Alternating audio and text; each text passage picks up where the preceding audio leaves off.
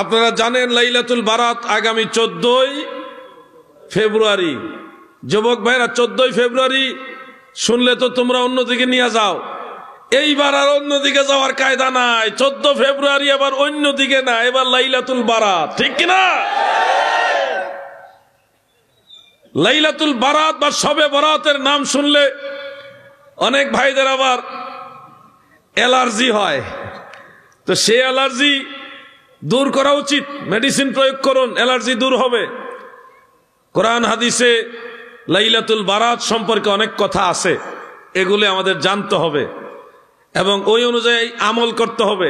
এখন আপনারা দেখবেন মাত্র 20-30 বছরের বেশ কমে হালুয়া রুটির বিরুদ্ধে ফতোয়া, নামাজের বিরুদ্ধে ফতোয়া, রাত জেগে ইবাদতের বিরুদ্ধে ফতোয়া। আপনি শবে বরাত বলবেন ওইটার বিরুদ্ধেই ফতোয়া নেন, জায়েজই মনে করে না। যার কারণে আমাদের এই জেনারেশনের যুবকরা অনেকেই মনে করে শবে বরাত বলতে কিছু নাই, ইবাদতের আনন্দ কমে গেছে।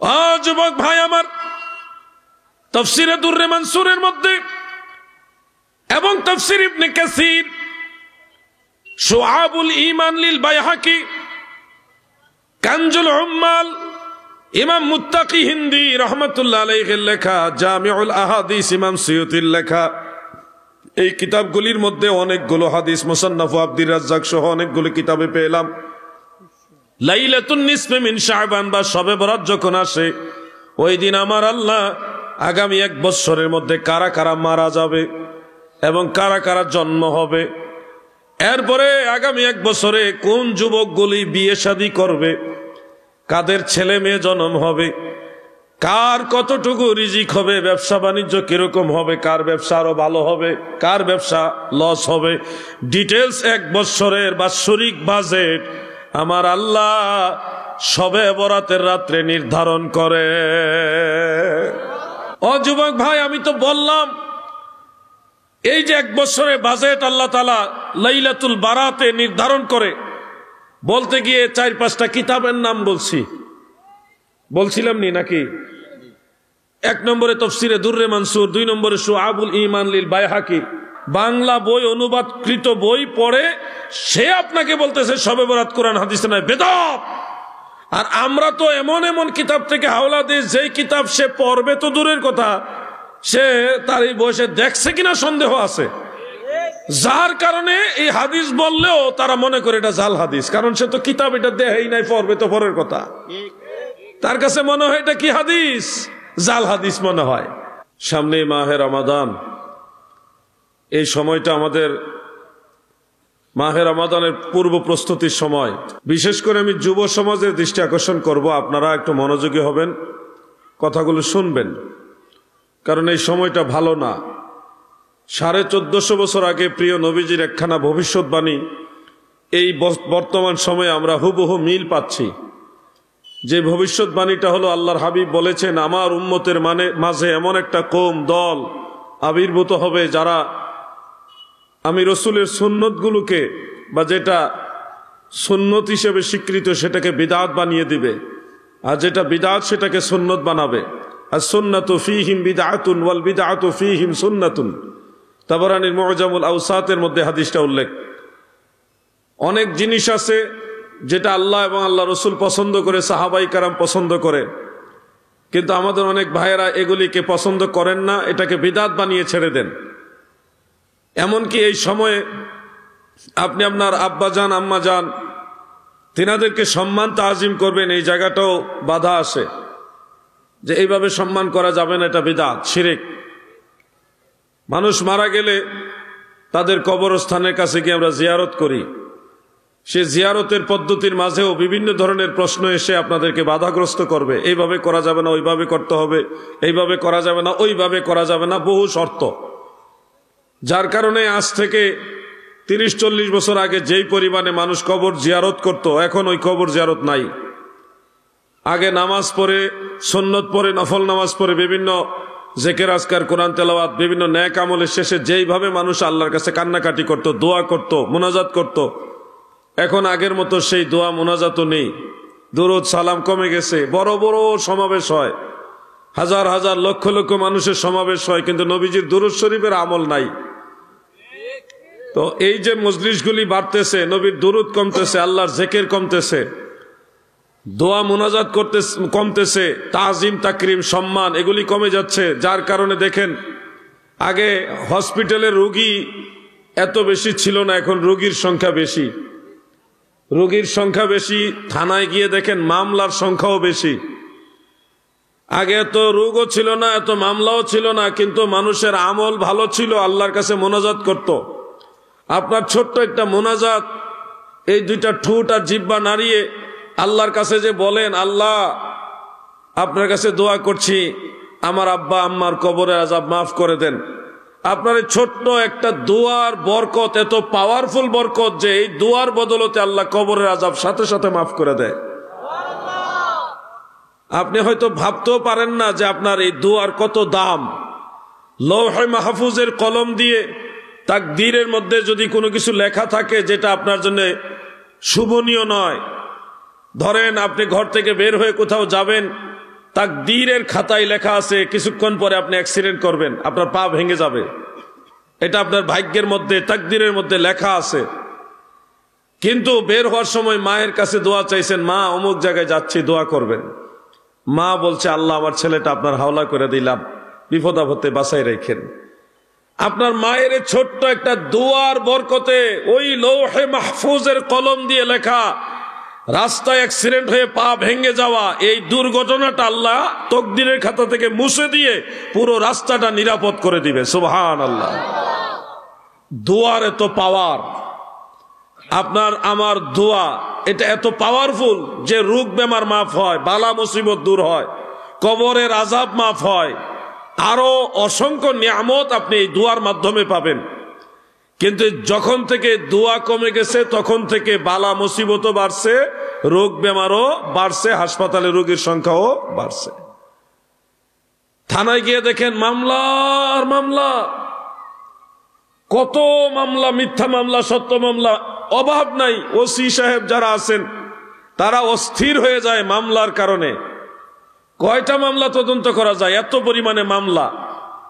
এখন তো আগের চেয়ে শিক্ষিত মানুষের সংখ্যা বাড়ছে, মুফতি মুহাদ্দিস শাইখুল হাদিসের সংখ্যাও বাড়ছে, আলিম উলামা বাড়ছে, কিন্তু আগের মতো সেই তাকওয়া তো বাড়েনি, আল্লাহর ভয়, নবীর মহাব্বত এগুলি বাড়েনি। আগে মানুষ এক জায়গায় বসে জিকির করত, কিন্তু এখন সেই জিকিরের মজলিস কমে গেছে। কিন্তু শিক্ষা, বর্তমানে যে শিক্ষার হার এটা কিন্তু কমেনি, বাড়ছে, আগের তুলনায় বাড়ছে। কিন্তু জিকিরের মজলিস কমে গেছে, মিলাদের মজলিস, দুরুদের মজলিস, ধর্মীয় মজলিস কমে গেছে, যার কারণে আল্লাহর রহমত বরকত কমে গেছে। এখন ভাইয়ে ভাইয়ে মিল নাই, শান্তি নাই, বাপ ছেলের মধ্যে সেই সম্পর্ক নাই, মা বেটার মধ্যে সেই সম্পর্ক নাই, প্রতিবেশী প্রতিবেশী মহব্বত নাই। কিন্তু ফতোয়া আগের চাইতে কমছে না বাড়ছে? এই এত পরিমাণে ফতোয়া বাড়ছে যে শিরক বিদআত, এই ফতোয়ার কারণে মানুষ ভয়ে এখন মুনাজাত করতে চায় না, কোথায় যাচ্ছে। একটা ছন্দ আমি মাঝে মধ্যে বলি, ছন্দটা হলো এরকম: ভবে হাটেতে হাটক কিনতে এসে চিনতে, নারী লিপিত লোকে মিকেল, বাহিরের রূপে ধাঁধা লাগিল রে তুই, মজিলিমা কালো দেখে ভেলো। এই দুনিয়াতে আল্লাহ আমাদের পাঠাইছে আখেরাতের যে পুঁজি এটা সংগ্রহ করার জন্যে। ভবে মানে দুনিয়ার বাজার, হাটেতে এই দুনিয়ার হাট, হাটক মানে সোনা, স্বর্ণ কিনতে এসে আমরা পিতল, ইমিটেশন এগুলি দেখে পাগল পারা হয়ে গেছি, সঠিক জিনিস গ্রহণ করছি না। প্রিয় ভাই আমার, আজ থেকে বেশি দিন আগে না, শামসুল উলামা আল্লামা সাহেব কেবলা ফুলতলি রহমতুল্লাহ আলাইহির জীবদ্দশার সেই সময়টাই খেয়াল করুন। ওই সময়টার এই সময়টার মধ্যে অনেকটা বেশ কম হয়ে গেছে। মানুষের আগের বিশ্বাস, ভক্তি, তাজিম, তাকরিম আর এখনের সময়টা অনেকটা বেশ কম হয়ে গেছে। আমি বিশ্বস্ত কয়েকজন আলিমের জবানে শুনেছি, সাহেব কিবলা একটা এলাকায় গিয়েছিলেন সুনামগঞ্জের, একটা নদীর মধ্যে একটা মানুষ মারা গেছে, কিন্তু লাশটাও খুঁজে পায়নি। লাশ খুঁজে পায় না বিদায় মানুষজন যা আসছে, সাহাব আমাদের এই লোকটা মারা গেছে, মানুষ তো মরবেই, কিন্তু লাশটাও যদি খুঁজে না পাই আমাদের মনে অনেক কষ্ট, আপনি যদি দোয়া করেন যদি লাশটা পাই আমরা তার জানাজাটা পরে দাফন করব।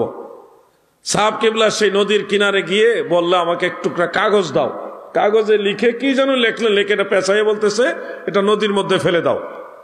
সেই কাগজ মানে একটা চিঠি কাগজে লিখে নদীর মধ্যে ফেলে দেওয়ার কিছুক্ষণ পরেই লাশ একটু সাইডে ভেসে উঠছে। সুবহানাল্লাহ। এটা আমি বানিয়ে বলছি না, অনির্ভরযোগ্য কোন সূত্র দিয়ে বলছি না, নির্ভরযোগ্য সূত্র থেকে বলছি। এই যে একটা বিষয় খেয়াল রাখেন, আমাদের যুবক ভাইরা মনে করবে এটা আবার কিভাবে সম্ভব। একটা কাগজে কি লিখে দিলেন, এটা ফেলে দেওয়ার পরে এতদিন ডুবুরি দিয়ে যারা নদীতে সবসময় সাঁতার কাটে, পানির নিচে ডুব দিয়ে অভ্যস্ত, তারা লাশ খুঁজে পায় না। আর সাহাবের লেখা কাগজের টুকরা সেখানে ফেলে দেওয়ার পরে লাশ ভেসে উঠলে এটা কিভাবে সম্ভব? আপনাদের বিবেকে এগুলি আসবে না, কারণ ধর্ম নিয়ে আপনারা বুঝেন না, ধর্ম নিয়ে গবেষণা করার চেষ্টা করেন না, এই জন্য ধর্মের অনেক বিষয় আপনারা বুঝেন না। মাদারুজুন নবুয়তের মধ্যে উল্লেখ, আল্লামা শায়েখ আব্দুল হক মুহাদ্দিসে দেহলভী রহমাতুল্লাহ আলাইহি তিনি এই হাদিস খানা উল্লেখ করেন। একজন সাহাবী আল্লাহর হাবিবের দরবারে এসে সব সময় বসে থাকতেন। ওনার ভালো লাগতো নবীজির কাছে বসে থাকা, নবীজির দিকে তাকায় থাকা, আল্লাহর হাবিবের জবান মুবারক থেকে কথা শোনা, দয়াল নবীজি কখন কি করেন এগুলি দেখা, ফলো করা, এটা হলো ওনার কাজ। সেই ফজরের সময় আসতেন, জোহর পর্যন্ত নবীজির কাছে বসে থাকতেন, খানা খাওয়ার জন্য কোথাও যাইতেন না, বসেই থাকতেন। জোহরের নামাজের পরও প্রিয় নবীজির পাশে এই সাহাবী আবার বসে থাকতেন। লোকজন আসলে সাইড দিতেন, পাশে গিয়ে বসে থাকতেন, লোকজন না থাকলে নবীজির কাছাকাছি বসে থাকতেন। এইভাবে আসর পর্যন্ত তিনি বসে রইলেন। আবার আসরের পরে তিনি আবার রাসূল পাকের কদম মোবারকের কাছে বসে আছেন। মাগরিব পড়লেন, মাগরিবের পরে বসে আছেন।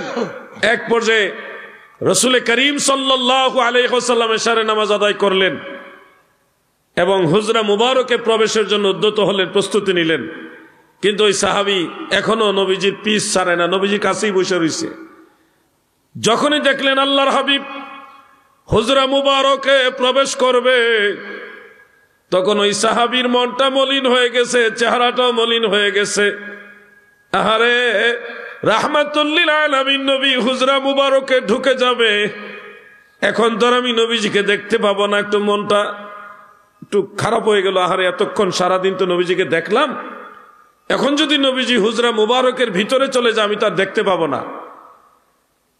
সারাদিন কিন্তু ওই সাহাবী কিছুই খায়নি, নবীজির দিকে তাকায় আছে, ভালো লাগে, নবীজির দিকে তাকায় থাকতে ভালো লাগে। প্রিয় নবীজি দেখলেন সেই যে সকালবেলা আসছে, উনি আর যায়নি। আল্লাহর হাবিব বললেন তুমি বাড়িতে যাও। উনি কি করলেন, ভাবলেন যে বাড়িতে গেলে তো আর নবীজির কাছে থাকা হবে না, না দেখতে পারলেও নবীজির কাছে আমি আসি, এটাও তো একটা মনের আনন্দ।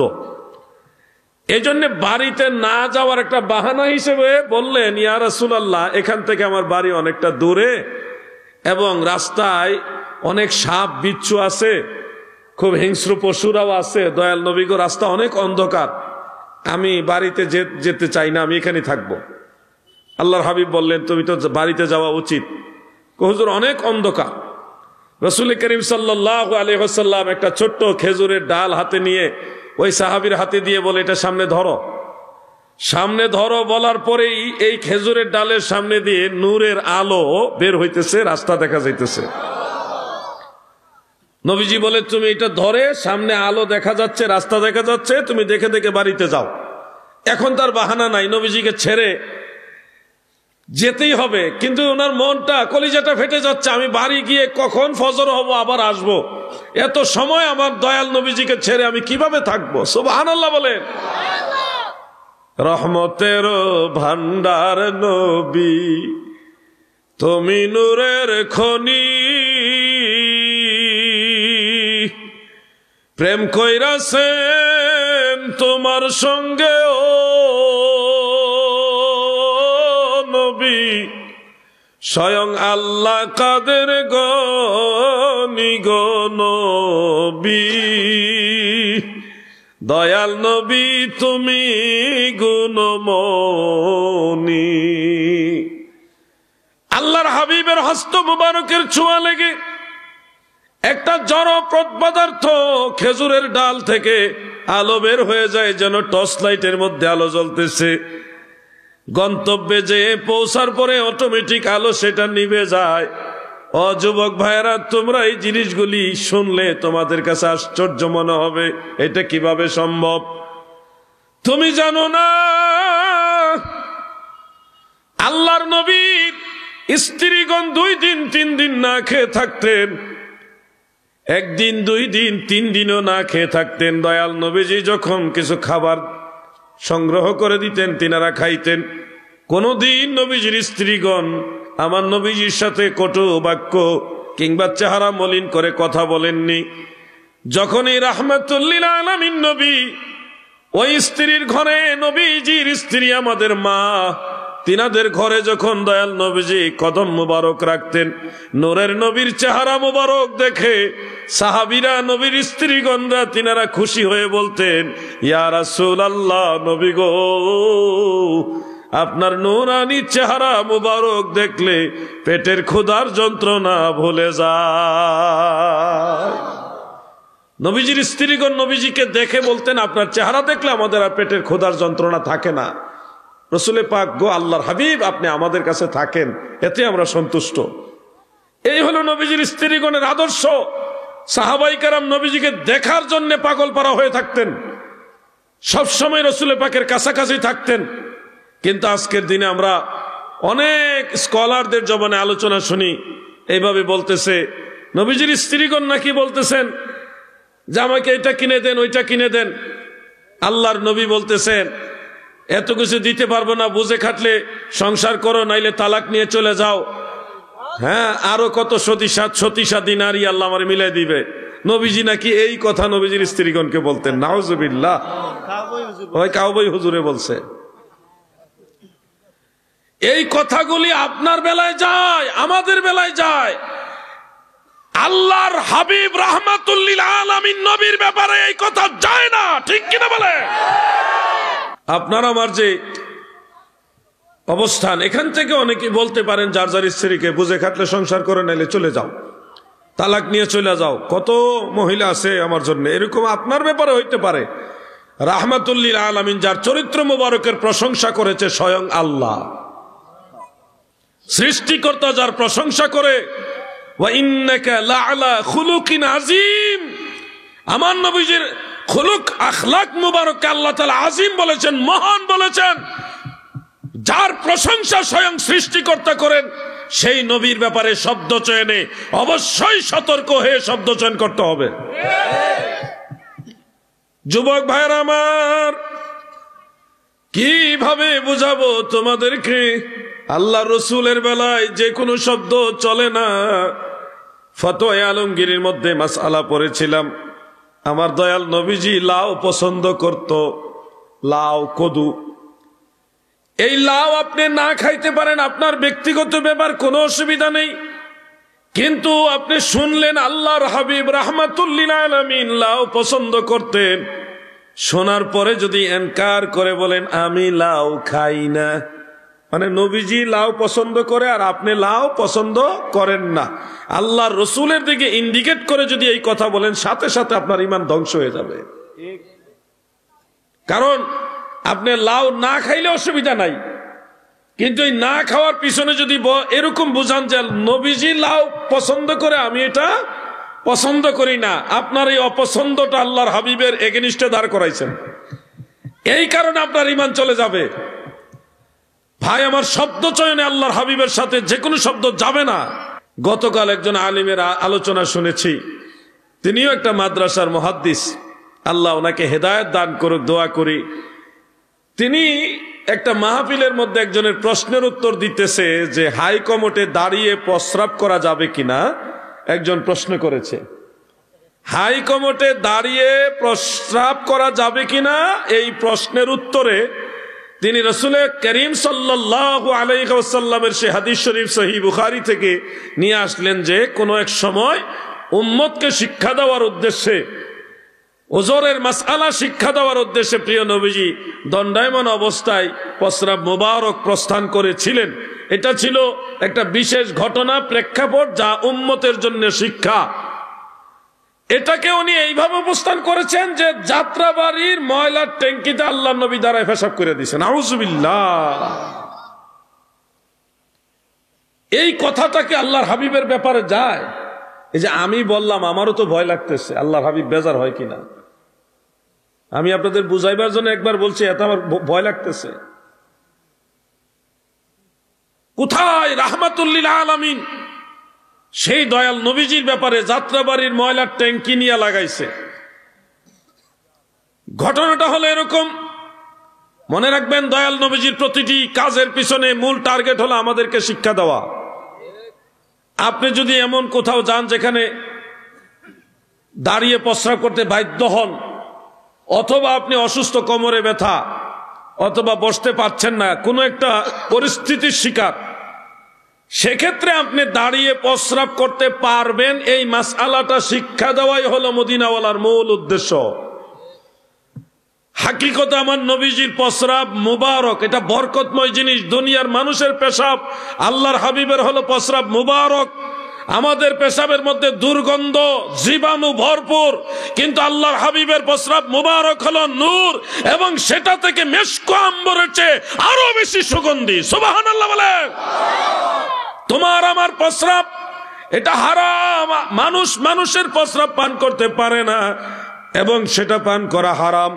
কিন্তু তোমরা জানো নি গো, রাহমাতুল লিল আলামিন নবীর প্রস্রাব মুবারক কয়েকজন সাহাবী পান করেছে। একজনকেও নবীজি কুলি করার জন্য বলে নাই। ওযু তো পরের কথা, গোসল তো নাই, আমার নবী কুলি করার কথাও বলে নাই। বরং দয়াল নবীজি মুস্কি হাসি মুবারক দিয়ে বলে, তোমার ওই পেটের মধ্যে কোনো রোগ বেমার হবে না। অন্য হাদিস আছে, যার পেটে আমি রাসূলুল্লাহর প্রস্রাব প্রবেশ করেছে, ওই পেট কোনোদিন জাহান্নামের আগুনে জ্বলবে না, আগুনে পোড়ায় না, জমেও ধরে না।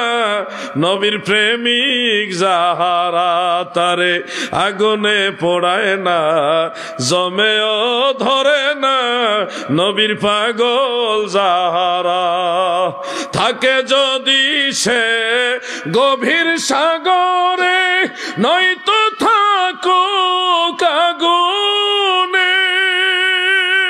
থাকলে কি হয় তার কিসের ভয়, থাকলে কি হয় তার কিসের ভয়, যদি নবীজির মায়া হয়, তারে আগুনে পোড়ায় না, জমেও ধরে না। নবীর প্রেমিক যাহারা, আল্লাহুম্মা সাল্লি মারহাবা মাওলানা মুহাম্মদ ওয়া আলা।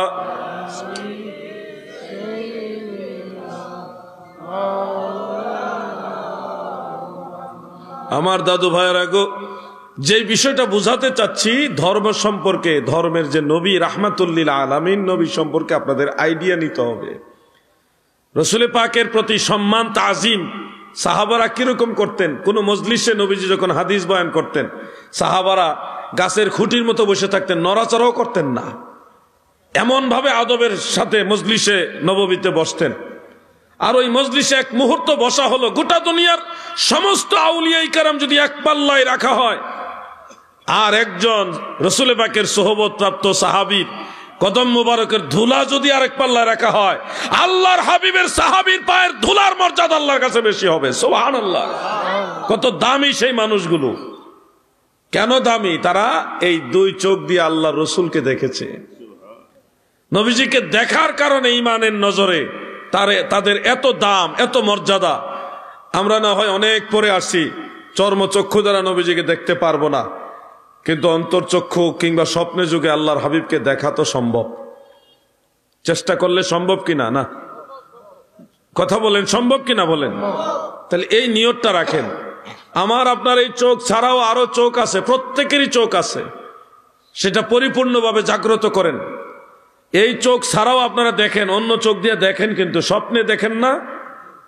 বাজারে গেছেন, অমুক জায়গায় গেছেন, তমুক জায়গায় গেছেন, অমুকরে দেখছেন, তমুকরে দেখছেন, দেখছেন না স্বপ্নের ভিতরে? তো স্বপ্নে কি এই চোখ দিয়ে দেখেন না অন্য একটা চোখ? অন্য একটা চোখ। ঘুমের সময় তো এই চোখ নিষ্ক্রিয় থাকে, বন্ধ থাকে, এই চোখের পাওয়ার থাকে না।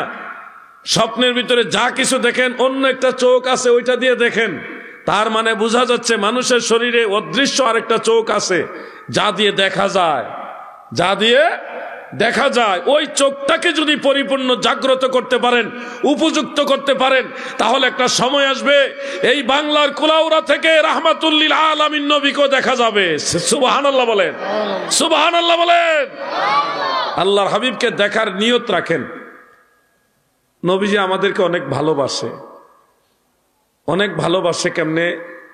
আজকের দিনে কারা নামাজ পড়ছেন, কারা নামাজ পড়ছেন না। এখানে যে সবাই 5 ওয়াক্ত নামাজি তা না, কিন্তু আমি আপনাদের লজ্জা দিব না। আপনারাও জানেন কারা কারা নামাজ পড়ছেন না। শুধু আপনাদের বুঝাইবার জন্য বলছি, আজকে যারা নামাজ পড়েন নাই অথবা যে কয়টা গুনার কাজ করছেন, আপনার এই গুনার জন্য মদিনার রওজা মুবারক থেকে আল্লাহর নবী আপনার জন্য আল্লাহর কাছে মাপ চাইতেছে। ভুল করছেন আপনি, গুনাহ করছেন আপনি, মাপ চাইতেছে রাহমাতুল লিল আলামিন। তিনি যদি আপনাকে ভালোই না বাসেন, তাহলে আপনার ভুলের জন্য তিনি আল্লাহর কাছে ক্ষমা চাইবেন কেন? তার মানে তিনি আপনাকে ভালোবাসেন বিধায় আপনার ভুলের জন্য আল্লাহর কাছে ক্ষমা চাইতেছেন। শোনো যুবক ভাই আমার, অনুরোধ করে বলি, যুবক ভাইদেরকে বিশেষ করে বলি, মনোযোগ দিয়ে শোনো ভাই আমার। সুন্নি মুসলমান কেন সুন্নি হয়েছে? কেন তারা নবী নবী করে, নবীর সম্মান নিয়ে বেশি কথা বলে? তোমরা জানো নি এই জমিনে বহু মানুষ আছে, তারা অনেক সুন্দর, লেবাসদারি, বড় ডিগ্রিধারী, কিন্তু তাদের সাথে মদিনাওয়ালার সম্পর্ক ভালো না। মদিনার মসজিদ নববীতে রওজা মুবারকের পাশে নবীর আশেকরা যায় চোখের পানি ফেলে আল্লাহর নবীকে সালাম দেয়, আসসালাতু ওয়াসসালামু আলাইকা ইয়া রাসূলুল্লাহ। আশেক নবীর ভালোবাসা নিয়ে সালাম দেয়, কত প্রেম নিয়ে, চোখের পানি নিয়ে মদিনা থেকে বিদায় নেয়। কলিজাটা ফেটে যায় মদিনা থেকে বের হয়ে আসার সময়। কিন্তু তোমরা নজর করে দেখবা, বড় ডিগ্রিওয়ালা, ভালো লেবাসওয়ালা, জুব্বাওয়ালা বা কাবাওয়ালা, রুমাল মাথায় দিয়ে রওজা মুবারকের কাছে চেয়ারে পায়ের উপরে পা তুলে বসে থাকে এমন মানুষও আছে। কত বেশ কম তোমার মাঝে আর তার মাঝে। তুমি বাংলাদেশ থেকে কতটা প্রেম নিয়ে মদিনা শরীফে গেছো, প্লেন থেকে নামার পরে মদিনার ধুলাবালিগুলি চুমা খাইছো, আমার নবীর দেশে আসছি। রওজা মুবারকের কাছে যে আপনারা আল্লাহর হাবিবের প্রেমে চোখের পানি নিয়ে নবীজিকে সালাম দেন, আর ওই মানুষটা রওজা মুবারকের কাছে পায়ের উপরে পা তোলে চেয়ারে বসে আছে। বেশ কম না? বেশ কম নি? এই দুইটা মানুষ, আপনি একজন আর উনি একজন, দুইজন মানুষের মধ্যে বলুন তো আপনার বিবেকে কি বলে? আল্লাহ রসুলের সাথে সম্পর্ক ভালো কার? ওই লোকের না আপনার? আপনার। কারণ আপনার অন্তরে রসুলের পাকের যে প্রেম ভক্তি মহব্বত আছে, তার সামান্য পরিমাণ ওই লোকের অন্তরে নাই। হযরতে বেলাল রাদিয়াল্লাহু আনহু তিনি সেই সিরিয়া থেকে মদিনা শরীফে গেলেন। সিরিয়া চলে যাওয়ার পরে স্বপ্নে যোগে নবীজি বললেন, ও বেলাল, এটা কেমন জুলুম করছো? তুমি তো আমারে ছেড়ে চলে গেছো, তোমার কি এখনো সময় হয়নি আমি রাসূলুল্লাহর জিয়ারতের? বেলাল রাদিয়াল্লাহু আনহু স্বপ্ন থেকে, ঘুম থেকে জাগ্রত হওয়ার পরে সাথে সাথে বাহন নিয়ে মদিনা শরীফে এসে রওজা মুবারকের কাছে বসে, চেহারা হযরত বিলালের চেহারা রাসূলে পাকের রওজা মুবারকের গ্রিলের মধ্যে ঘষাচ্ছে আর কাঁদতেছে। ওগো নবীজি, আমি এসেছি, আপনার বেলাল এসেছে। এইভাবে কেঁদেছেন। হযরত আবু আইয়ুব আনসারী রাদিয়াল্লাহু তাআলা আনহু, আমাদের প্রিন্সিপাল হুজুরের নাম ওই সাহাবীর নামই রাখা হয়েছে, হযরত আবু আইয়ুব আনসারী রাদিয়াল্লাহু আনহু, নবীজির সাহাবী, মেজবানে রাসূল। ওনার ঘরের মেহমান হয়েছিলেন মদিনা শরীফে আল্লাহর হাবিব সর্বপ্রথম। এবং ওনার ঘরে কেন নবীজি মেহমান হয়েছেন এখানেও একটা কাহিনী আছে।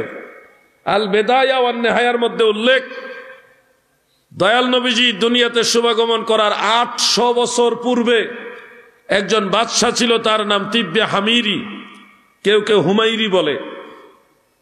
এই তিব্বে হামিরি তিনি ছিলেন ইয়ামান দেশের বাসিন্দা এবং বড় রাজা ছিলেন, প্রভাবশালী রাজা।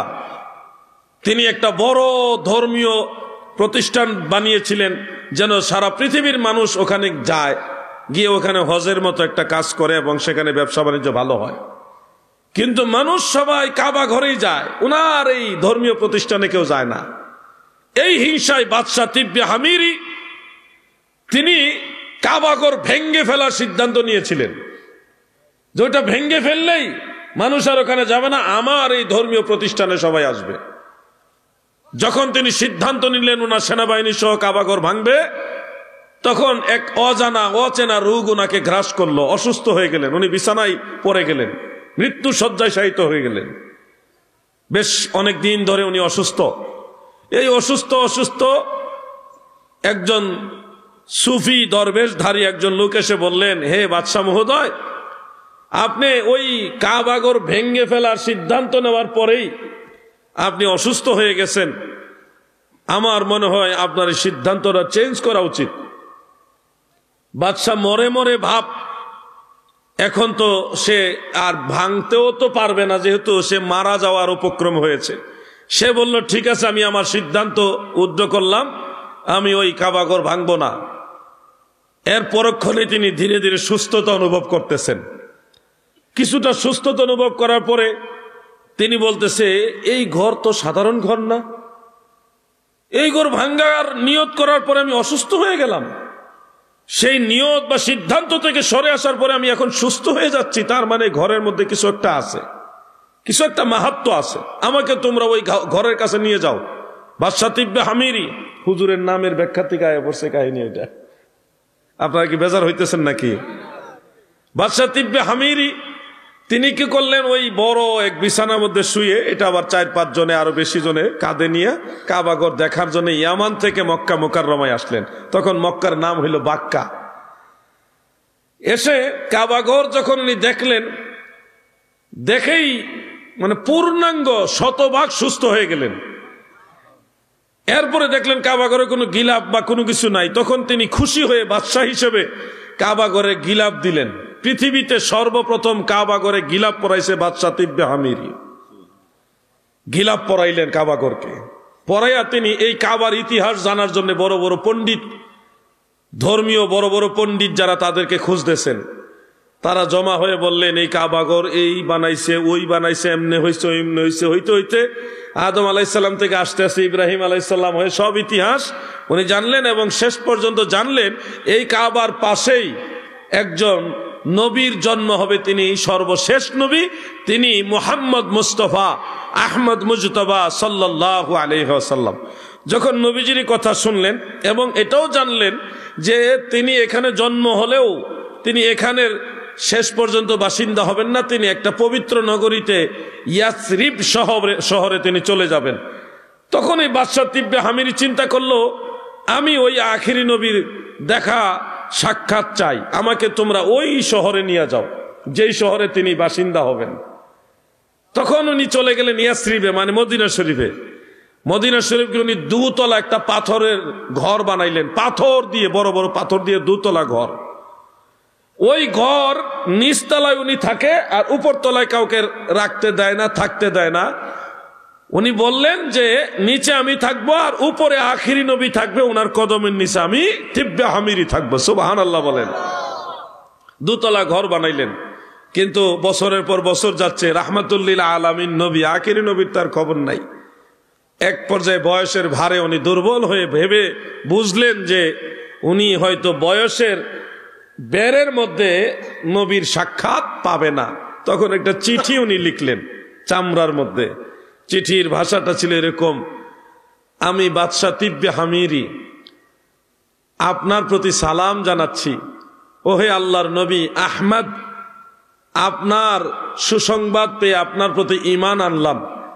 আপনি দয়া করে আপনার উম্মতের মধ্যে আমাকে শামিল করবেন। এই চিঠি লিখে উনি ওসিয়ত করলেন, আমার বংশ পরম্পরায় তোমরা এই চিঠি সংরক্ষণ করবে, যখনই আখিরি নবী এই শহরে আসবে তখন আমার চিঠিটা ওনার কাছে পৌঁছায় দিবা।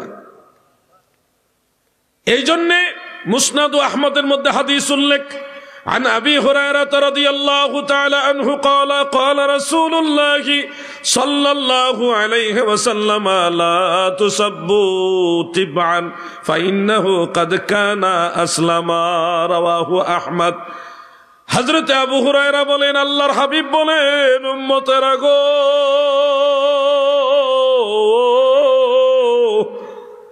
তোমরা বাদশা তিব্বে হামিরিকে গালি দিও না, অবশ্যই সে তোমাদের আগে ইসলাম গ্রহণ করেছে। ফাইন্নাহু কাদ কানা আসলামা, সে ইসলাম গ্রহণ করেছে, তোমাদের আগেই করেছে। এই জন্য বাদশা তিব্বে হামিরিকে গালি দেওয়া নিষেধ। উনার এই চিঠি আসতে আসতে যেদিন নবীজি মক্কা থেকে হিজরত করে মদিনা শরীফে আসেন, সেদিন মদিনার সবাই আল্লাহর হাবিবকে মেহমান বানাইতে চাচ্ছে। সবাই বলতেছে, ইয়া রাসূল আল্লাহ, আপনি আমার ঘরে থাকবেন, আরেকজনকে আমার ঘরে থাকবেন, আরেকজনকে আমার ঘরে থাকবেন, সবাই নবীজির মেহমানদারি করতে চায়। তখন নবীজি কাসওয়া নামক উট, যে উটের উপরে আরোহী হয়ে রাসূল করিম সাল্লাল্লাহু আলাইহি সাল্লাম গেলেন, সিদ্ধান্ত নিয়ে এই উট ছেড়ে দিলেন। যার ঘরের দুয়ারে গিয়ে এই উট বসে যাবে তার ঘরের মেহমান নবীজি হবেন। আল্লাহ রসুল উট ছেড়ে দেওয়ার পরে উট পুরো মদিনা নগরীতে ঘুরতে ঘুরতে ঘুরতে ঘুরতে ওই হযরতে আবু আইয়ুব আনসারী রাদিয়াল্লাহু আনহুর ঘরের দুয়ারে। কোন ঘর? ওই যে বাদশা তিব্বে হামিরি 2 তলা ঘর বানাইছে, পুরান ঘর, 800 বছরের আগের ঘর, নতুন ঘর পছন্দ হয় নাই। কত দামি দামি ঘর, দরজা, উট পছন্দ করে না। বাদশা তিব্বে হামিরি সেই 800 বছর আগে পাথর দিয়ে ঘর বানাইছে। সেই পুরাতন ঘরের দুয়ারে গিয়ে নবী করিম সাল্লাল্লাহু আলাইহি সাল্লামের উট বসে গেছে। সুবহানাল্লাহ বলেন। নবীজি ওই ঘরের দুয়ারে যাওয়ার পরেই হযরত আবু আইয়ুব আনসারী রাদিয়াল্লাহু আনহুকে নবীজি বলেন, আমার তিব্বে হামিরির চিঠিটা দাও। আবু আইয়ুব আনসারী ছিলেন তিনার বংশধর, বংশ পরম্পরায় তিনি ছিলেন তখন ওনার বংশধর। তিনি চিঠি দিলেন এবং সাহাবীদেরকে ওনার সুসংবাদ জানাইলেন। সাহাবীদেরকে বললেন, তিনি তোমাদের পূর্বে ইসলাম গ্রহণ করেছেন, তোমরা তাকে গালি দিও না। সেই আবু আইয়ুব আনসারী তিনি সর্বপ্রথম মদিনাতে আল্লাহর হাবিবকে মেহমান হিসেবে গ্রহণ করেছেন। এই জন্য ওনার লকব হলো মেজবানে রসুল সাল্লাল্লাহু আলাইহি ওয়াসাল্লাম। তিনার কথা বলতেছিলাম, যেটা বলতে চেয়ে এই কথাগুলি এসে গেল। হুজুরের নামও, প্রিন্সিপাল হুজুরের নামও ওই নামে নামে এই কথাগুলি বলতে হলো। মূলত যেই কারণে নামটা আমি উচ্চারণ করেছিলাম, হযরতে আবু আইয়ুব আনসারী রাদিয়াল্লাহু আনহু তিনি মসজিদ নববী শরীফের পাশে রওজা মুবারকের কিনারে গিয়ে একেবারে জড়সড় হয়ে বিনয়ের সাথে শরীরটা একটু গুছিয়ে গাছিয়ে একেবারে ছোট হয়ে বসে আছে। এটা আল মুস্তাদরাক আলা সাহিহাইনের মধ্যে উল্লেখ, তাবারানির মুআজামুল কাবীরের মধ্যে হাদিসটা আছে, সনদ সহিহ।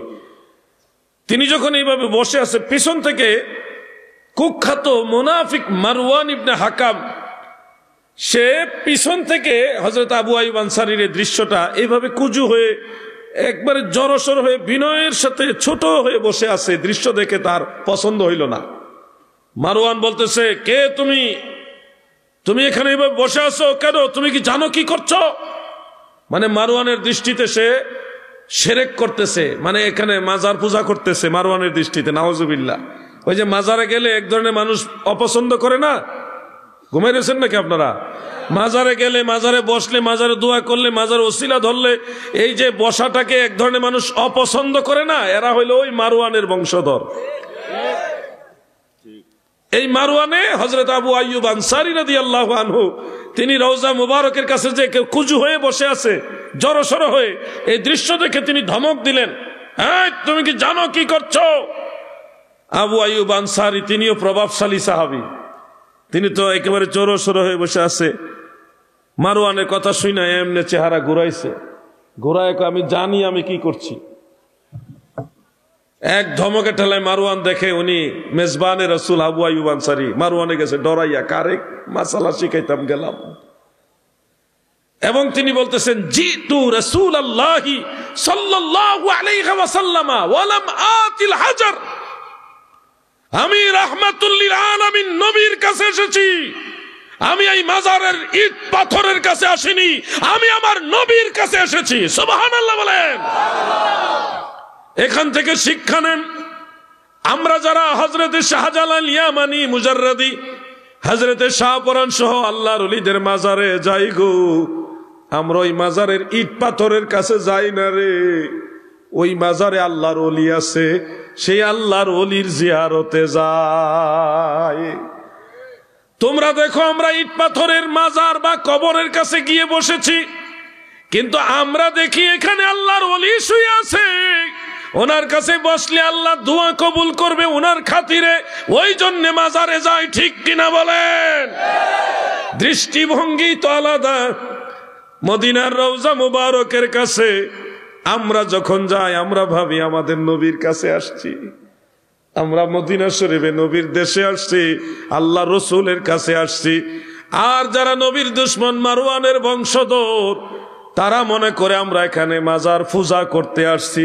নাউজুবিল্লাহ। আল্লাহ তাদের হেদায়েত দান করুক, মহব্বতে বলেন আমিন। আমরা ঘুমাই রয়েছেন নাকি? না আসেননি? সুস্থ আছেন তো সবাই? আওয়াজ লাগবে, আওয়াজ লাগবে না তো মনে হয় যে আমি জোর করে আওয়াজ শোনাইতেছি, এমন মনে হয় আর কি। আপনার বেজান না তো আমার উপরে নাকি? আমি কাউকে গালাগালি করি নাই, করব না, কিন্তু কিছু কথা তো বলতে হবে, নাহলে তো সত্য জিনিসটা উদ্ভাসন হবে না, উদ্ভাসিত হবে না। এই জন্য কিছু কথা বলবো। যারা দাঁড়ায় আছেন আপনারা দাঁড়াই থাকেন, আমার কোনো আপত্তি নাই, বেজার হয়েন না। আমি যে বলতেছি দাঁড়ায় থাকলে লস নাই। মুসলিম শরীফের মধ্যে আছে, কোন জিকিরের মজলিসের পাশে কেউ যদি দাঁড়িয়ে থাকে, আল্লাহ রসুল বলছে দাঁড়িয়ে থাকলেও তার গুনাহ খাতা মাফ হয়। এই জন্য আপনারা দাঁড়ায় রয়েছেন, এই জন্য ক্ষতিগ্রস্ত হবেন না, আমরাও বেজার না। কিন্তু আপনারা যদি বসেন, আমরা খুশি হব, অন্তর থেকে মন থেকে দোয়া করব। বসলে খুশি হব, আর বসার কথা বলাতে চলে যায় না, তাহলে কষ্ট পাবো। ঠিক না? প্রয়োজনে দাঁড়িয়ে থাকেন, আমাদের কোনো আপত্তি নাই, কিন্তু চলে গেলে কষ্ট পাবো। যেদিকে সুযোগ পান ওইদিকে এসে বসেন, অন্তর থেকে মুসাফির হালতে আপনাদের জন্য দোয়া করে যাব। আল্লাহ সবাইকে কবুল করুক, বলেন আমিন। আপনারা জানেন লাইলাতুল বারাত আগামী 14 ফেব্রুয়ারি। যুবক ভাইরা, 14 ফেব্রুয়ারি শুনলে তো তোমরা অন্যদিকে নিয়ে যাও। এইবার আর অন্যদিকে যাওয়ার কায়দা নাই। 14 ফেব্রুয়ারি আবার অন্যদিকে না, এবার লাইলাতুল বারাত। ঠিক কিনা? লাইলাতুল বারাত বা শবে বরাতের নাম শুনলে অনেক ভাইদের আবার অ্যালার্জি হয়, তো সেই অ্যালার্জি দূর করা উচিত। মেডিসিন প্রয়োগ করুন, অ্যালার্জি দূর হবে। কোরআন হাদিসে লাইলাতুল বারাত সম্পর্কে অনেক কথা আছে, এগুলো আমাদের জানতে হবে এবং ওই অনুযায়ী আমল করতে হবে। আমাদের যে বয়সে, এই বয়সে যাদের 40-এর মতো বয়স হয়ে গেছে, একটু কম বেশি, আমাদের জেনারেশনটা ছিল ইবাদতের আনন্দের একটা মৌসুম উপভোগ করার মতো একটা জেনারেশন। যেমন শবে বরাত আসলে মাগরিবের নামাজ পড়তাম বড় মসজিদে, কেন্দ্রীয় মসজিদ বা থানা মসজিদে যায়া ওখানে ওয়াজ শুনতাম, জিকির আজকার কইরা, যদ্দুর পারছি নামাজ পড়া, নামাজের পরে সিন্নি দিছে, তবরক দিছে, খাইয়া আবার মাইকের আওয়াজ পাইছি যেদিকে, ওইদিকে দৌড় দিছি।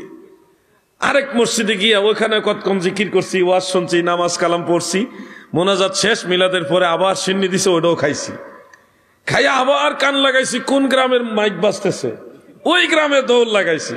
গিয়া ওইখানেও কিছুক্ষণ হুজুরের ওয়াজ শুনছি, জিকির আজকার করছি, কিছু নামাজ কালাম পইরা, মিলাদ শরীফ পড়ছি, দোয়া পইরা, ওখানেও জিলাপি, বিরিয়ানি, খিচুড়ি যা দিছে খাইছি। 3-4 মসজিদে খাইছি। খাইয়া রাত বাজছে 2:30, 3টা, এমন বেশি রাত হয়ে গেছে। তখন এলাকার মসজিদে আসছি। এলাকার মসজিদে যাইয়া দেখছি দাদা কোন মসজিদ আছে, দাদার লগে নামাজ পড়ার দাঁড়াইছি। অথবা এলাকার ময় মুরব্বী যারা আদর করে আমাদেরকে, তাদের কাছে গিয়ে নামাজে দাঁড়াইছি। এইভাবে ফজরের আগ পর্যন্ত নামাজ তো পুরা রাত পড়া সম্ভব না, বয়স কম। 12-14 রাকাত পড়ার পরেই কেমন যেন মনে হইতেছে 1000 রাকাত নামাজ পড়ে ফেলছি। এরপরে বসে কতক্ষণ কোরআন শরীফ তেলাওয়াত করছি, তসবি দিছে, তসবি পড়ছি, আবার ઊંઘে পড়তেছি, আবার গিয়া বাইরে হাঁটাহাঁটি করে ওযু কালাম করি, এইভাবে ফজরে আজান হইছে। এটা একটা ইবাদতের আনন্দ। আপনারা হয়তো নেগেটিভ নিতে পারেন, কিন্তু এটার মধ্যে পজিটিভ দিক আছে। বিরানির লোভে হোক, খিচুড়ির লোভে হোক, জিলাপির লোভে হোক, আর খেজুরের লোভে হোক, তবারক সিন্নির লোভে 3-4 মসজিদে গিয়া কিছু হইল তো জিকির আজকার ওয়াজ নসিহত নেক আমল করছি, কইরা আবার সারা রাত যেমন হোক আমরা কিন্তু রাতটা ইবাদত কইরা ইবাদতের আনন্দের সাথে কাটাইছি। ওই জেনারেশনের লোক হইলাম আমরা। কিন্তু আমাদের পরবর্তী জেনারেশনে, আপনাদের না, আপনাদের জেনারেশনের মধ্যে কিছু লোক ঢুকেছে, ইয়াহুদ এবং নাসারাদের তারা এজেন্ট, তারা আপনাদেরকে কনফিউশনের মধ্যে ফেলে দিয়েছে। শবে বরাত বলতে কিছু নাই। তখন তো আপনাদের একটা সন্দেহ লেগে গেল, শবে বরাত বলতে কিছু নাই, তাইলে তো এটা বেদাত, এটা করা যাবে না। ওই আনন্দ কমে গেল। আমরা যাই পরের দিন রোজা রাখতাম, আগের দিন 3টা রোজা রাখছি, এখনো রাখি শবে বরাতে। সেই রোজার উপলক্ষে ইফতারের সময় এই বাড়ির মানুষ ওই বাড়ির মানুষে হালুয়া রুটি দিছে, 2টা রুটি 4টা রুটি একটু হালুয়া। আবার আমরাও তারারে দিছি, তারা আমরারে দিছে, আমরাও তারারে দিছি। এটা শরম, তারা আমরা দিয়ে গেল, আমরা দিতাম পারতাম না কেমনে। এজন্য সবাই যার যার বাড়িতে হালুয়া রুটি বানাইতো, একজন আরেকজনকে দিত, একজন আরেকজনকে দিত, সবাই সবাইকে দিত। এতে করে মানুষের মধ্যে মহব্বত বাড়ছে, পাড়া প্রতিবেশীর মধ্যে মহব্বত বাড়ছে। আর খাইছি হালুয়া রুটি খাইয়া মোটামুটি আনন্দের সাথে শবে বরাতটা উদযাপন হয়েছে আমলের মাধ্যমে। এখন আপনারা দেখবেন মাত্র 20-30 বছরের বেশ কমে হালুয়া রুটির বিরুদ্ধে ফতোয়া, নামাজের বিরুদ্ধে ফতোয়া, রাত জেগে ইবাদতের বিরুদ্ধে ফতোয়া। আপনি শবে বরাত বলবেন, ওইটার বিরুদ্ধেই ফতোয়া নেন, জায়েজই মনে করে না। যার কারণে আমাদের এই জেনারেশনের যুবকরা অনেকেই মনে করে শবে বরাত বলতে কিছু নাই, ইবাদতের আনন্দ কমে গেছে। ও যুবক ভাই আমার, তাফসীরে দুররে মানসুরের মধ্যে এবং তাফসীর ইবনে কাসির, শুআবুল ঈমান লিল বাইহাকি, কানজুল উম্মাল, ইমাম মুত্তাকি হিন্দি রাহমাতুল্লাহ আলাইহির লেখা, জামিউল আহাদিস ইমাম সুয়ুতির লেখা, এই কিতাবগুলির মধ্যে অনেকগুলো হাদিস, মুসান্নাফ আব্দুর রাজ্জাক সহ অনেকগুলো কিতাবে পেলাম। লাইলাতুন নিসফে মিন শাবান বা শবে বরাত যখন আসে, ওই দিন আমার আল্লাহ আগামী 1 বছরের মধ্যে কারা কারা মারা যাবে এবং কারা কারা জন্ম হবে, এরপরে আগামী 1 বছরে কোন যুবকগুলি বিয়ে শাদী করবে, কাদের ছেলে মেয়ে জন্ম হবে, কার কতটুকু রিজিক হবে, ব্যবসা বাণিজ্য কিরকম হবে, কার ব্যবসা আরো ভালো হবে, কার ব্যবসা লস হবে, ডিটেলস 1 বছরের বাৎসরিক বাজেট আমার আল্লাহ শবে বরাতের রাত্রে নির্ধারণ করে। এগুলি আমার বানানো কথা নয়, হযরত আবু হুরায়রা সহ এক জামাত সাহাবী এবং তাবেঈ এইগুলি বর্ণনা করেছেন। সেখান থেকে আমি আপনাদেরকে শোনালাম সহজ ভাষায়। ও যুবক ভাই, আমি তো বললাম এই যে 1 বছরের বাজেট আল্লাহ তাআলা লাইলাতুল বারাতে নির্ধারণ করে, বলতে গিয়ে 4-5টা কিতাবের নাম বলছিলাম নি নাকি? 1 নম্বরে তাফসীরে দুররে মানসুর, 2 নম্বরে শুআবুল ঈমান লিল বাইহাকি। বাংলা বই, অনুবাদকৃত বই পড়ে সে আপনাকে বলতেছে শবে বরাত কোরআন হাদিসে নাই, বেদাত। আর আমরা তো এমন এমন কিতাব থেকে হাওলা দিই, যেই কিতাব সে পড়বে তো দূরের কথা, সে তার এই বয়সে দেখছে কিনা সন্দেহ আছে। যার কারণে এই হাদিস বললেও তারা মনে করে এটা জাল হাদিস, কারণ সে তো কিতাব এটা দেখাই নাই, পড়বে তো পরের কথা। তার কাছে মনে হয় এটা কি হাদিস, জাল হাদিস মনে হয়। আপনাদের কুলাউড়ার মধ্যে কিছু লামাযহাবী আছে যারা এইভাবে পুরুষ লোক মহিলাদের মতো নামাজ পড়ে, এবং তারা আপনাদেরকে বলবে আপনারা দুর্বল হাদিসের উপর আমল করেন, জাল হাদিসের উপর আমল করেন। তারা নিজেদেরকে সহিহ হাদিসের অনুসারী দাবি করে, অথচ দেখেন আমি আজকে গুমর ভাস করে দিয়ে যাই, বুকের উপরে হাত বাঁধার ব্যাপারে কয়েকটা হাদিস আছে, সবগুলি দুর্বল এবং জাল, একটাও সহি না। কোন আলেম ভাই যদি বুকের উপরে হাত বাঁধার হাদিসগুলি সহি না যে আমি বলছি কথাকে চ্যালেঞ্জ করতে চান, আমি আপনার চ্যালেঞ্জ গ্রহণ করব। আমি আসমাউর রিজালের আলোকে উলুমুল হাদিসের মানদণ্ডে আপনাকে প্রমাণ করে দিব এগুলি সহিহ হাদিস না, সবগুলি জয়ীফ, মুনকার, মুরসাল, মুরদাল, মুনকাতে বিভিন্ন অভিযুক্ত হাদিস। এগুলো বুকের উপরে হাত বাঁধার কোনো হাদিস সহিহ না। আমরা যারা নাবির নিচে হাত বাঁধি আমাদেরও 9টা হাদিস আছে। কয়টা? 9টি হাদিসের মধ্যে আমার জানা মতে 4টি হাদিস হলো হাসান সহিহ আর 5টা হাদিস হলো দুর্বল। বুকের উপরে সবগুলি দুর্বল, আর নাবির নিচে হাত বাঁধার 4টা হাদিস হলো হাসান সহিহ আর 5টা দুর্বল। মানে শক্তিশালী হাদিসও আছে, দুর্বল হাদিসও আছে। তুলনামূলকভাবে বুকের উপরে হাত বাঁধার হাদিসগুলির চেয়ে নাবির নিচে হাত বাঁধার হাদিসগুলি শক্তিশালী, ওখানে সহিহ হাদিস আছে। এই জন্য ইমাম বুখারী রাহমাতুল্লাহ আলাইহির উস্তাদ ইমাম ইসহাক ইবনু রাহবিয়া এবং হাফিজ ইবনুল কাইয়িম আজ-জাওজিয়্যাহ এই দুইজন বলেছে নাবির নিচে হাত বাঁধার বিষয়টাই হলো আকওয়া, শক্তিশালী, এটাই বিশুদ্ধ। মারহাবা বলেন। আমি 2টা হাদিস বলবো, একটা বুকের উপরের আর একটা নাবির নিচের, তাহলে পার্থক্যটা সহজে বুঝবেন কারা সহিহ হাদিসের উপর আমল করতেছে আর কারা দুর্বল হাদিসের উপর আমল করতেছে, আপনারা এটা বুঝবেন। 1 নম্বরে আমি বলবো যারা বুকের উপরে হাত বাঁধেন তাদের 1 নম্বর দলিল এটা হলো সুনান আবি দাউদের মধ্যে উল্লেখ, হযরতে তাউস রাহমাতুল্লাহ আলাইহি তিনি বলেছেন আল্লাহর হাবিব বুকের উপরে আলা সদর, বুকের উপরে হাত বেঁধেছেন। এই হাদিসটার মধ্যে 2টা সমস্যা। 1 নম্বরে যিনি বলেছেন আল্লাহর নবী সাল্লাল্লাহু আলাইহি ওয়াসাল্লাম বুকের উপরে হাত বেঁধেছেন, উনি জীবনে কোনোদিন আল্লাহর নবীকে দেখেই নাই, উনি সাহাবী না, উনি হলো তাবেঈ। তো যেই লোক জীবনে কোনোদিন আল্লাহর নবীকে দেখেনি সেই লোক বলতেছে আল্লাহর নবী বুকে হাত বাঁধছে, কথাটা কত শক্তিশালী বুঝছেন? বুঝছেননি আপনারা? দ্বিতীয় আরেকটা সমস্যা হলো এই সনদের ভিতরে একজন রাবী আছে, ওনার নাম হলো সুলাইমান ইবনে মুসা। মুহাদ্দিসিনে কেরামদের মধ্যে ইমাম আবু যুরআ রাজি, ইমাম আবু হাতেম, এই ধরনের বড় বড় মুহাদ্দিস যারা নাকিদ পর্যায়ের মুহাদ্দিস, ওনারা বলেছে ওয়া হুয়া মুনকারুল হাদিস, সে বর্ণনাকারী ত্রুটিযুক্ত, সে জয়ীফ রাবী। এই জয়ীফ রাবী প্লাস যেই লোক জীবনে কোনোদিন নবীজিকে দেখেনি সে বলতেছে নবীজি বুকের উপরে হাত বাঁধছে, এটা হলো ওনাদের 1 নম্বর দলিল। কয় নম্বর? 1 নম্বর দলিল। এবার আসুন আমরা যে নাবির নিচে হাত বাঁধি এই ব্যাপারে একটা হাদিস আপনাদের শোনাই। শোনাবো কি যুবক ভাইরা? শোনাবো? তাহলে শুনুন, অনেকগুলো হাদিস রয়েছে, এর মধ্যে মুসান্নাফ ইবনে আবি শাইবাহ এটার মূল নুসখা এবং সেই নুসখার ছাপ আমার কাছে আছে আলহামদুলিল্লাহ। আল্লামা জায়েদ কাউসার এবং শেখ আওয়ামা এই দুইজনের তাহকিক করা 2টা কিতাবে আমার কাছে আছে।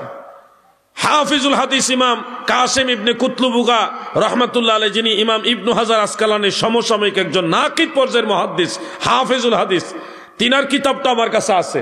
সেখানে এই হাদিসটা সনদ সহকারে সম্পূর্ণ মতন সহকারে উল্লেখ করেছেন।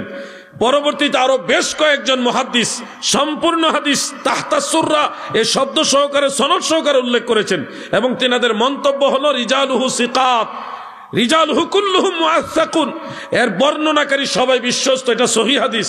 মুহাদ্দিসিনে কেরাম বলেছেন সেটা হলো ওয়াইল ইবনে হুজর রাদিয়াল্লাহু আনহু বলেন আল্লাহর নবী যখন নামাজে দাঁড়াতেন তাকবীরে তাহরিমার পরে 2 হাত সুম্মা ওয়াদা ইয়াদাহু ইয়ামিনাহু আলা শিমালিহি ফিস সালাতে তাহতা সুররা, দয়াল নবীজি ডান হাত বাম হাতের উপরে রেখে তাহতা সুররা নাভির নিচে এইভাবে রাখতেন। সুবহানাল্লাহ। এই হাদিসটার মধ্যে যত রাবী আছে সবাই বুখারী মুসলিমের রাবী, বুখারী মুসলিমের রাবী। জয়ীফ রাবী খোঁজার কোনো সম্ভাবনা এখানে নাই, কারণ যেই কয়জন রাবী আছে সবাই সহিহ বুখারী এবং সহিহ মুসলিমের রাবী। যে এই হাদিস বর্ণনা করছে উনি নিজে ইমাম বুখারী এবং ইমাম মুসলিমের উস্তাদ। দুর্বলতা খোঁজার কোনো কায়দাই এখানে নাই, সব কায়দা বন্ধ।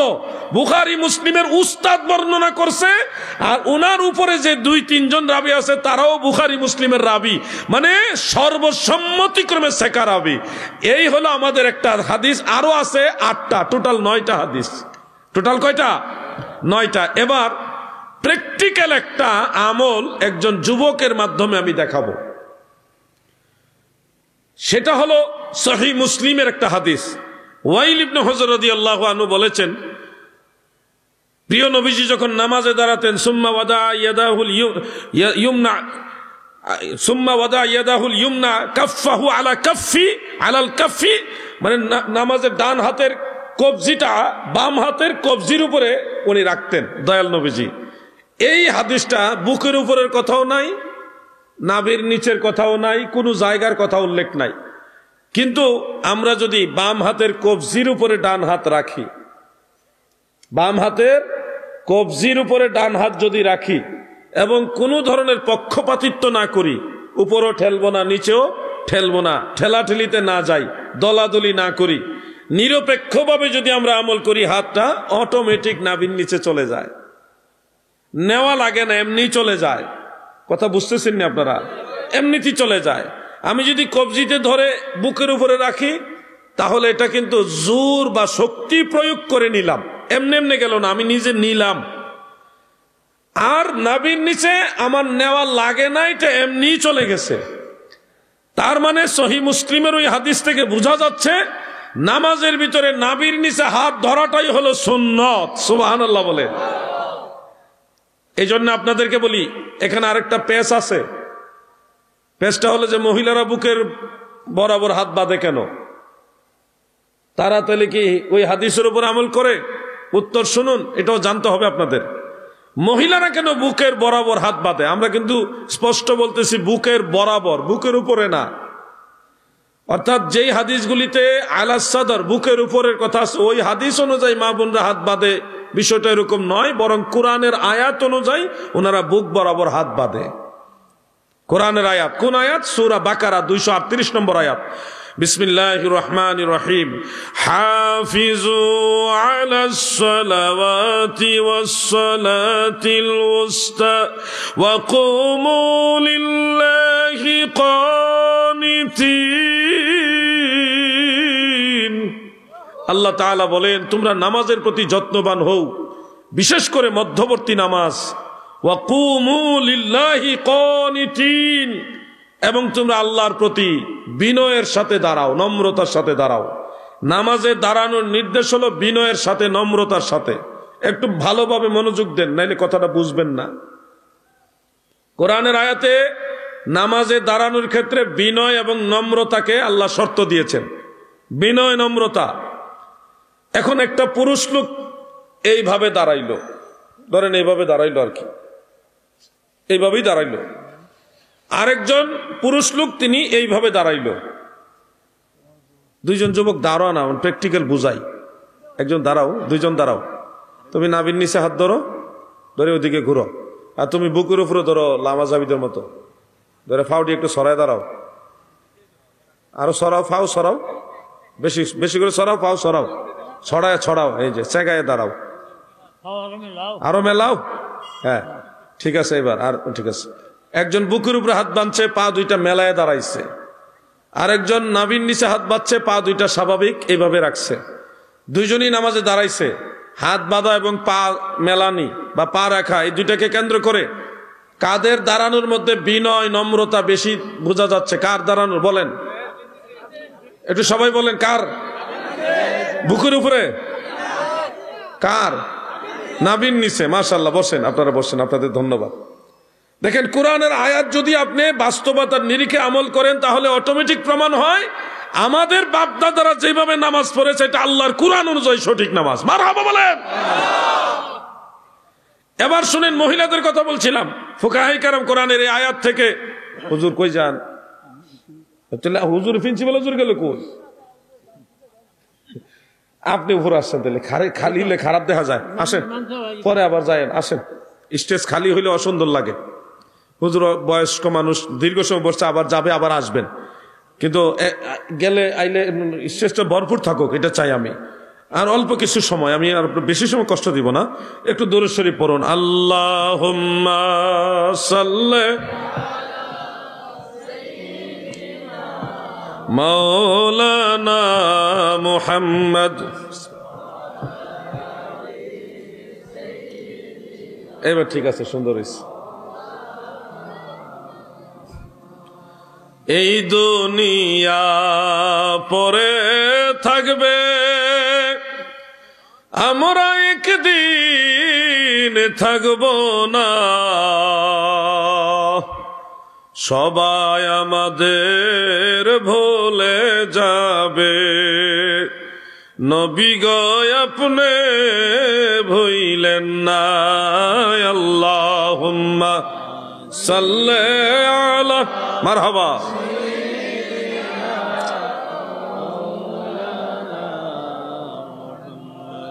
ওয়া আলা আলি সাইয়্যিদিনা।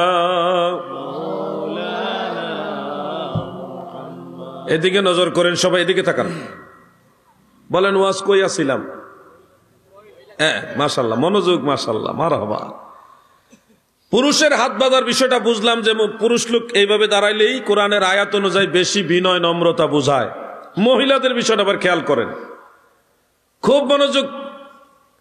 একজন মা, আমাদের সবারই মা বোন আছে, অতএব জিনিসটা নেগেটিভ ভাবে নেবেন না, মাসআলাটা বোঝানোর জন্য আমি কথাগুলি উপস্থাপন করতেছি। মা বোনদের প্রতি সম্মান রেখে কথাগুলি বলছি।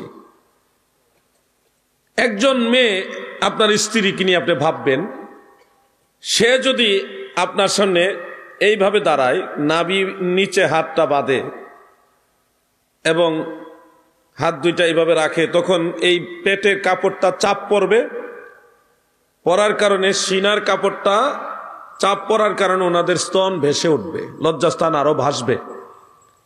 এই দৃশ্যটা দৃষ্টিকটু দেখা যাবে, অসুন্দর দেখা যাবে। ডোন্ট মাইন্ড প্লিজ, আমি বুঝানোর জন্য বলতেছি, আমাদের সবার মা বোন আছে, এখানে নেগেটিভ নেওয়ার কোনো সিস্টেম নাই। কিন্তু ওই একই মা বা বোন, তিনি যদি নাভির নিচে এইভাবে হাত না বেঁধে বুক বরাবর হাতটা বাঁধেন, তখন ওনার লজ্জাস্থান ভাসবে তো দূরের কথা, উল্টা আরো ঢাকনা পড়বে। এই যে দেখেন, একটা মেয়ে এইভাবে স্তন ভাষায় দাঁড়ায় রয়েছে, এই দাঁড়ানোটা আর এইভাবে তার স্তন ঢাকনা দিয়ে দাঁড়াইছে, এই দাঁড়ানোটার মধ্যে রাত দিন তফাৎ। আদব নম্রতা হইল ওই মেয়ের মধ্যে প্রকাশিত হবে যার দাঁড়ানোর মধ্যে লজ্জাস্থান ঢাকনা পড়ছে।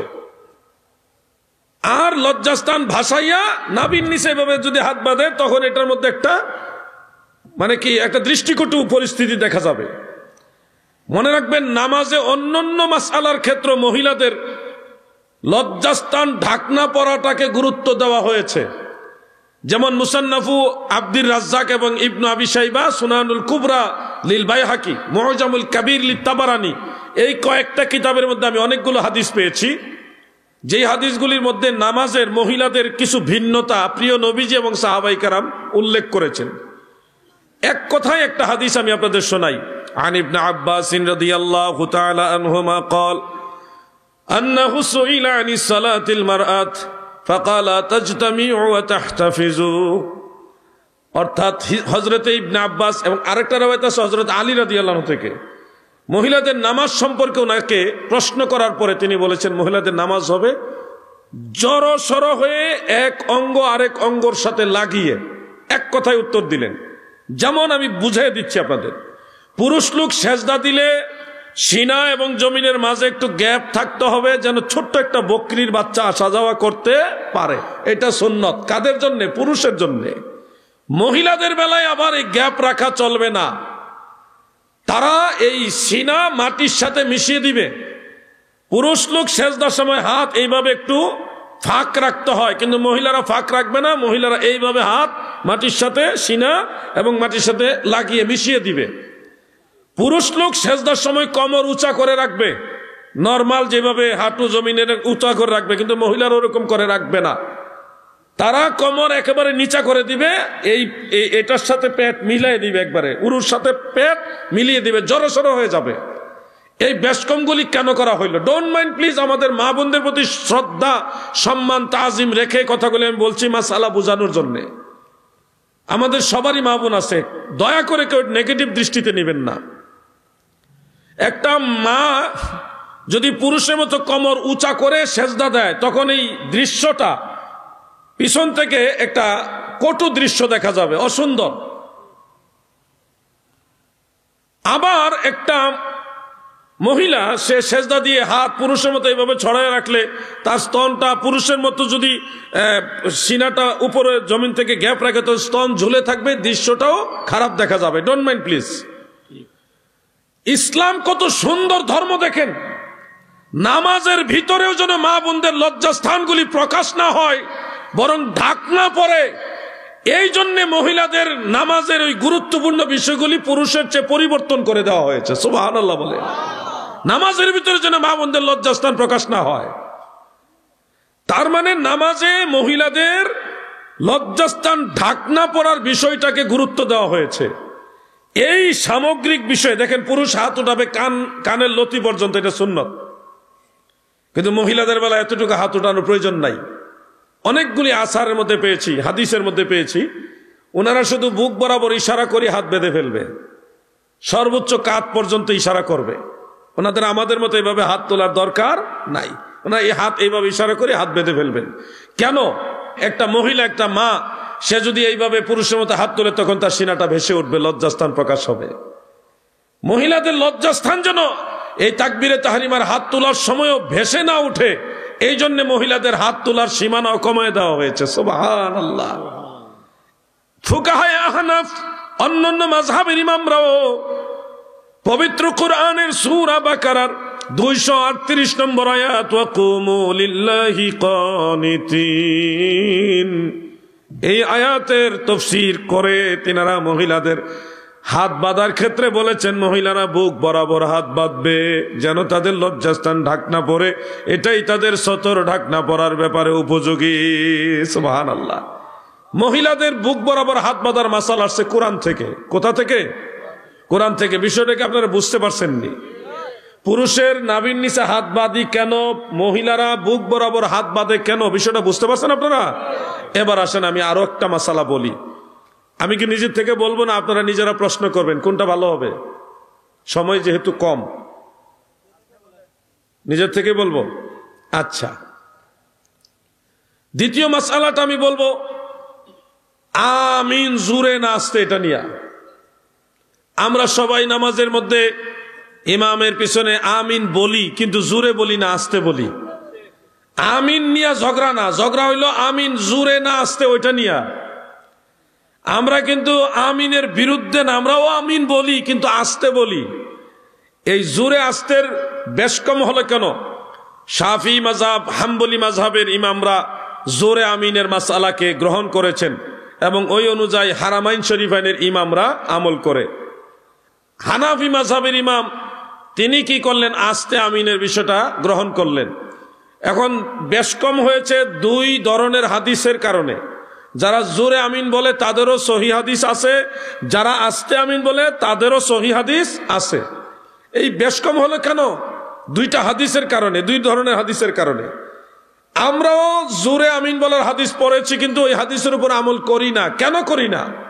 উত্তর হলো, ভাই আমার, যেই সাহাবী জোরে আমিন বলার হাদিস বয়ান করেছেন ওই সাহাবীর নাম হলো ওয়াইল ইবনে হুজর রাদিয়াল্লাহু আনহু।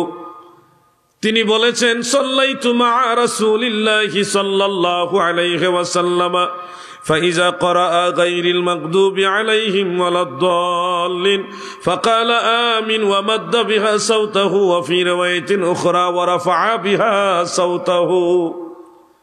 আল্লাহর নবীর সাথে নামাজ পড়েছি, রাহমাতুল লিল আলামিন নবী নামাজে যখন সূরা ফাতিহা পড়া শেষ করতেন তখন বড় করে বা জোরে আমিন বলতেন, এই মর্মে হাদিস আছে। আমরা সেই হাদিসের উপর আমল করি না কেন? শুনুন, যেই সাহাবী জোরে আমিন বলার হাদিস বর্ণনা করেছেন সেই একই সাহাবী পরবর্তীতে বলেছেন, আমি আল্লাহ রসুলের সাথে নামাজ পড়েছি, দয়াল নবীজি সূরা ফাতিহা শেষ হলে আমিন বলতেন ওয়া খাফাদা বিহা সাওতাহু, কিন্তু সে আমিনের আওয়াজ রাখতেন ছোট, আস্তে আমিন বলতেন। তাহলে একজন সাহাবীর বর্ণনা হয়ে গেছে দুই রকম।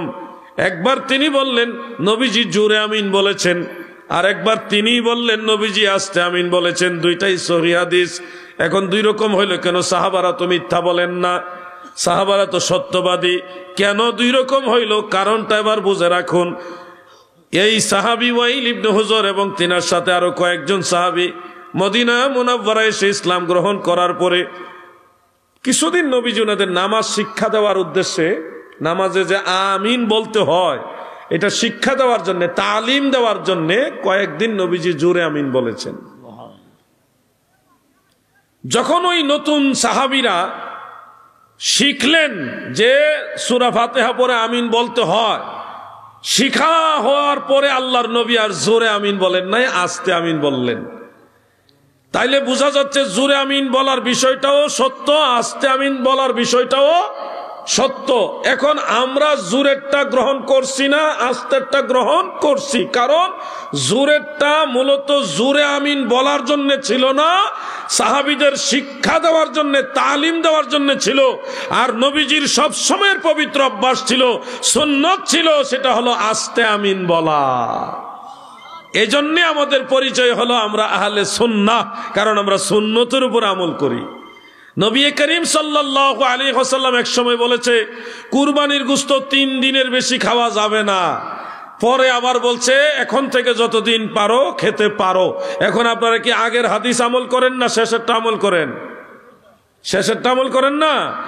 ওই বিষয়টা এরকম, জোরে আমিন এটা আগের হাদিস, আর আস্তে আমিন এটা সব সময়ের হাদিস। এটা হলো সুন্নত, এজন্য আমরা সুন্নতের উপর আমল করি। ভাই আমার এই কথাগুলি আমি বিভিন্ন কিতাব থেকে নিয়ে আসছি। আসমা ও রিজালের আলোকে এই বইয়ের মধ্যে নামাজ সংক্রান্ত যত তথ্য দলিল আদিল্লা লাগবে এটার মধ্যে আমি একসাথে করে দিয়েছি। আমিন, হাত বাঁধা, রফুল ইয়াদাইন, ইমামের পিছনে কেরাত, নামাজের মুখে নিয়ত থেকে প্রত্যেকটা মাসালা, নারী পুরুষের নামাজের সব দলিল, ঈদের নামাজ, তারাবির নামাজ, জুমার নামাজ, কসরের নামাজ, জানাজার নামাজ, জানাজার পরে দোয়া, ফরজ নামাজের পরে দোয়া, সম্মিলিত দোয়া, আওয়াবিন নামাজ, ইশরাকের নামাজ, চাষ্টের নামাজ, সব নামাজ নিয়ে বইটা লিখেছি। আপনারা এই বইটা প্রত্যেক ফ্যামিলির জন্য সংগ্রহ করতে পারেন। ভালো আছে, প্রত্যেক ফ্যামিলির জন্য বইটা প্রয়োজন, আপনারা বইটা সংগ্রহ করে নিতে পারেন। আলাউদ্দিন জিহাদি আজকে আছে, কালকে নাও থাকতে পারে, কিন্তু কালকেও আপনাদের এই বই, এই দলিলগুলি প্রয়োজন হবে। সন্তানের জন্য একটা বই উপহার নিয়ে দেন, তারা পড়ুক, না হয় আপনার ছেলেই দেখবেন একসময় লামাজাবি হয়ে গেছে, কারণ আপনি তাকে সুন্নি থাকার জন্য ওরকম সহযোগিতা করেননি। তার হাতে লামাজাবিদের বই ফ্রিতে বিনামূল্যে পৌঁছায় দিচ্ছে একটা মহল। আপনি তো আপনার ছেলের ব্যাপারে সচেতন না, কিন্তু যারা লামাজাবি তারা কিন্তু ঠিকই বই আপনার ছেলের হাতে পৌঁছায় দিতেছে। আপনার সন্তানকে সুন্নিয়ত বুঝার জন্য হানাফি মাযহাবের পক্ষে এই বইটা তুলে দেন, এটা 500 টাকা হাদিয়া, প্রত্যেকেরই প্রয়োজন। আরেকটা বই আছে নবীজি নূরের ব্যাপারে, নূরে মুজাসসাম, নবীজি নূরের তৈরি, এই ব্যাপারে এই বইটা আমি লিখেছি, এটা 200 টাকা হাদিয়া। যারা মাটি করেন, মাটির ব্যবসা করেন, আপনারাও এই বইটা পড়বেন, ভুল ভেঙে যাবে ইনশাআল্লাহ। 2টা বই আছে, সংগ্রহ করে রাখবেন ইনশাআল্লাহ।